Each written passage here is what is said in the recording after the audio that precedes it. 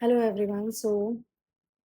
सब लोग बात करते हैं हीलिंग करनी है, मेरे को ये प्रॉब्लम हो रही है, ये रिचुअल दे दो, ये रेमेडी दे दो। पर कोई भी जिससे आप लेने हीलिंग लेने जा रहे हैं या यू नो रिचुअल या रेमेडी कोई आपको बता रहा है, कोई भी आपको ये नहीं बताएगा कि उस दौरान आपके साथ क्या क्या चीजें हो सकती हैं। Nobody talk about it. Nobody. और अगर सामने वाले ने आपको बता भी दी तो क्या आप उसको कंटिन्यू कर पाएंगे?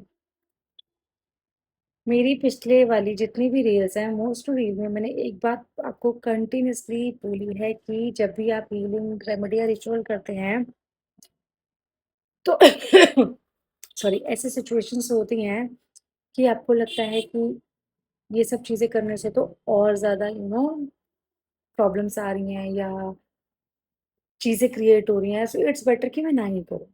और वो किस लिए होती हैं वो भी रीजन मैंने बताया है, बिकॉज जब भी आप कोई भी रिचुअल रेमेडी या हीलिंग करते हैं तो आपके जो पुराने कर्मास हैं वो सब सरफेस पे आने लगते हैं धीरे धीरे, तो उस वजह से वो प्रॉब्लम क्रिएट होती है और उसी टाइम पे आप वो चीज़ करना छोड़ देते हैं, तो वो हीलिंग का प्रोसेस या रिचुअल रेमेडी का प्रोसेस बीच में ही रुक जाता है, वो कंप्लीट हो ही नहीं पाता। इसीलिए बार बार एक चीज़ मैं कंटिन्यू बोलती हूँ कि कोई भी रिचुअल रेमेडी हीलिंग कर रहे हैं तो उसको बीच में नहीं रोकिए, कंसिस्टेंसी रखिए। हाँ, चीज़ें खराब होंगी, बिल्कुल होंगी, वर्स्ट हो जाएँगी। ऐसा होगा कि 2-2 3-3 दिन तक तुम रोते ही रहोगे। And this is my personal experience. I am talking on the behalf of my personal experience. जब मैं अपनी हीलिंग कर रही थी, जो रेमेडी या रिचुअल जो भी मैं कर रही थी, तो मैं कंटिन्यू 2-2 3-3 घंटे रोती थी। और आज भी अगर मैं अपनी हीलिंग करने बैठूँगी तो पक्का रोऊँगी।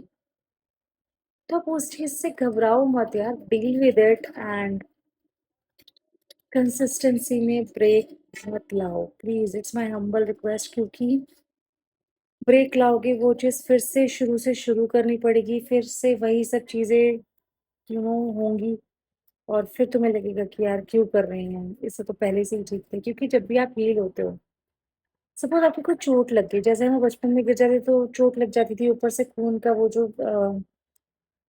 पपड़ी सी थी वो जम जाती थी, और जब हम वो उतरती थी तब कितना दर्द होता था, याद है? कितना दर्द होता था जब वो पपड़ी सी वो जो उतरती थी। क्यों होता था? क्योंकि चोट तो हील हो गई थी, लेकिन वो पपड़ी जब उतरेगी तभी तो न्यू स्किन आएगी, तभी तो वो चीज़ हील होगी, तभी तो न्यू स्किन का पता लगेगा। और जैसे ही वो पपड़ी उतरती थी कुछ नहीं होता था, मैक्सिमम 1 या 2 सेकंड का पेन, उसके बाद नॉर्मल। सेम चीज़ हीलिंग में भी होती है, क्यों नहीं समझते हो? कितनी बार मैंने इससे रिलेटेड वीडियो डाल दी अपने पेज पे, और still people are, I don't no.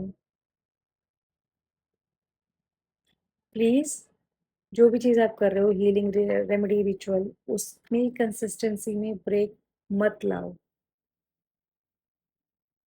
Until unless ज़्यादा प्रॉब्लमेटिक सिचुएशन ना हो, या अगर फीमेल हैं तो उनको पीरियड्स की प्रॉब्लम ना हो। स्पेशली ये रिचुअल या रेमेडी के लिए पीरियड्स वाली प्रॉब्लम बता रही हूँ, क्योंकि जब भी हम कोई रेमेडी या रिचुअल डीटी से रिलेटेड करते हैं तो उसमें हमें पीरियड्स में ब्रेक लाना होता है।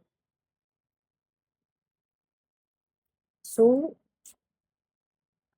मैक्स ट्राई की कंसिस्टेंसी में ब्रेक लाएं प्लीज, नहीं तो शुरू से शुरुआत करने में और फिर वो सब चीज़ों से गुजरने में बुरा हाल हो जाता है। Hope it helps. Radhe Radhe.